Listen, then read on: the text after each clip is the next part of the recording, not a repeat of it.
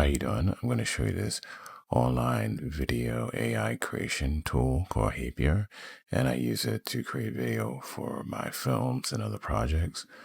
And they just updated Hapier to 1.5, and it'll give you like 8-second longer videos. You could do like HD video now, and they got a whole bunch of other things coming up like keyframe conditioning, and they're gonna do improved text to video.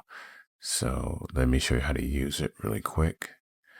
And as you can see here, I'm in the beta of Hapier. And if you go down here to the little prompt at the bottom, it'll say describe the video you want to generate.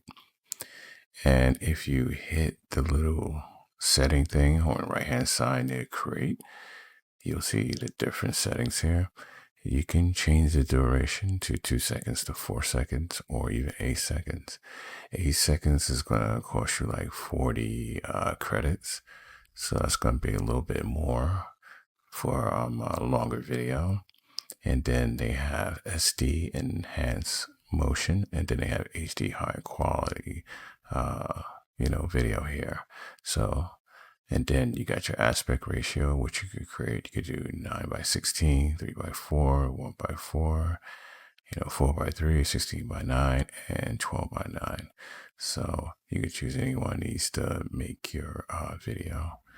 So, and up here, you can add your seed. So if a seed is, once you render a video, you can just input that seed up here, and it'll try to keep the consistency of that type of style that you got from your last video. Or it'll try to match up whatever you try to do last video. Sometimes the characters keep close to that render of that character which you had. So right now I'm just going to keep it as it is, and I'm going to try the 8-second one here, and then I'm going to come out of there. So let me explain some things what I do. I try not to do text to video because what I use it for is for film. So I don't do text to video unless I'm using it for like creating content for social media, for some general stuff. But what I found out is that image works better. Like image to video, have some kind of reference. So you could create a video and also keep some kind of consistency to the character. So Hapier doesn't do that. So you can't do a character and say, okay, create that same character for this video, but have them do this. It doesn't do that. So it doesn't have that consistency. Only way you can keep that constant character creation is creating an image and image generate like Midjourney, and then inputting it in here, and then telling it to do a certain motion. Sometimes you don't have to tell it to do the motion. Sometimes it'll do a slight motion for you, but sometimes you want to tell it like if you want that character to move a certain way, and it'll try to do it. Okay, here in my creations I've created so far, and some of these are like work in progress. Some of the things I was using to create for my movie, some videos, and as you can see here, some of them came out pretty, good. Like this is one that came out pretty bad. You see the warping when he moves, and it was just a static shot. I didn't do anything. I just put the image in and just ran it. And sometimes it'll get it right. Sometimes it won't get it right. So it's kind of hit or miss with Hapier.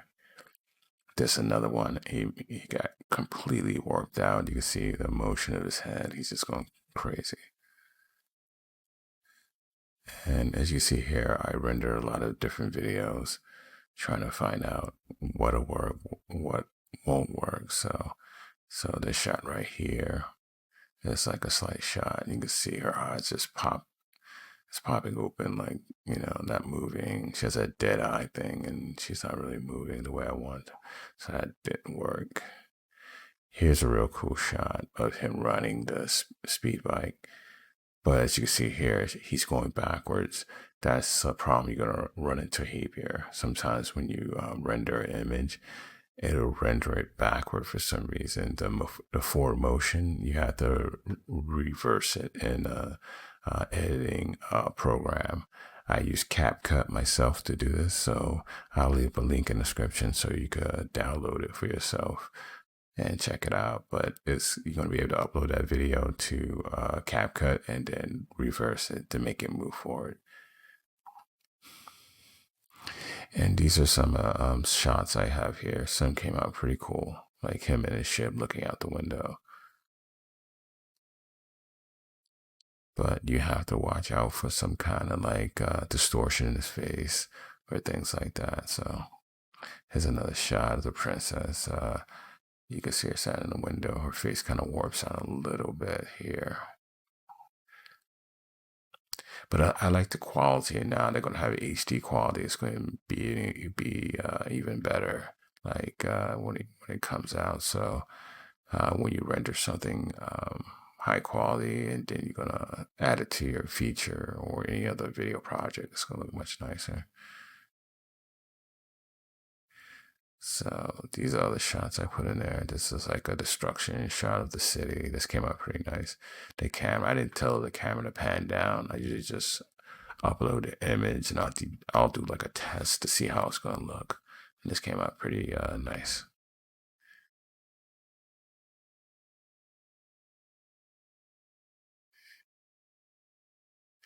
And again, it's hit or miss, you know.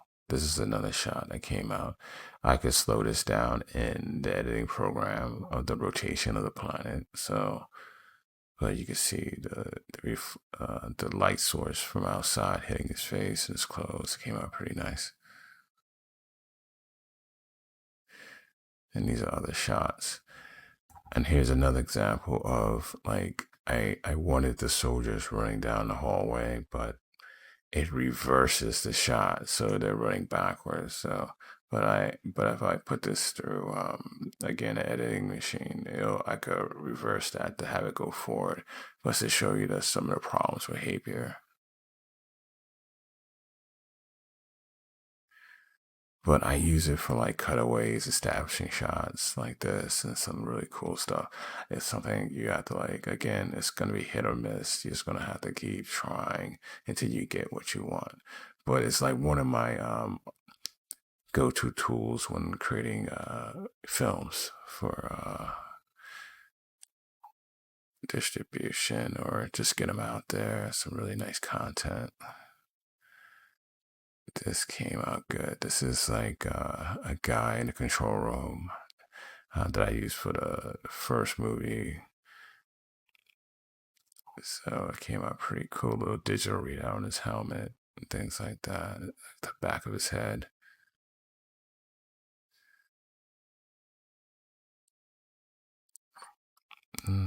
Again, a lot of this stuff. Again, I used this one right here at the motion of the gun. You see, like he came out pretty decent, but still kind of soft. You know, Hapier is when some of these renders they come out really soft. So you can either enhance them in another program, but now since they're gonna do again the HD video, it's gonna come out more better.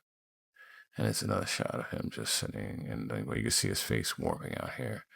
But again, Hapier is like hit or miss. You know, I'm going to show you the real deal, like when you're using it for production. I'm not going to show you some, like, to try to keep a consistent character.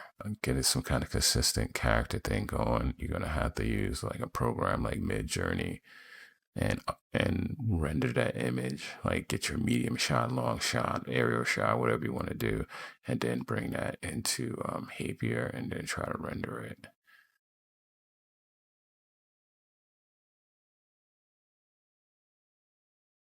And then try to get some really cool shots for your feature or your video. And then another thing with Midjourney that I like before you bring it in, because again, this doesn't do emotions, or you'll have to do it in Midjourney and then bring it in here, because if you want your character to have like a sad look or happy look or whatever, you'll do that in Midjourney, which I think is really nice. to create that, and then bringing it here, and then you could do subtle movements in the camera or in the video that can create your scene. This came out real nice. You see his head, it's like subtle movement, and he's in here. And again, I could slow this down in editing. Some landing of a spaceship, and I was playing around different shots. This came out pretty nice. The landing of the ship on a planet somewhere. Again, it's the 4-second version of it.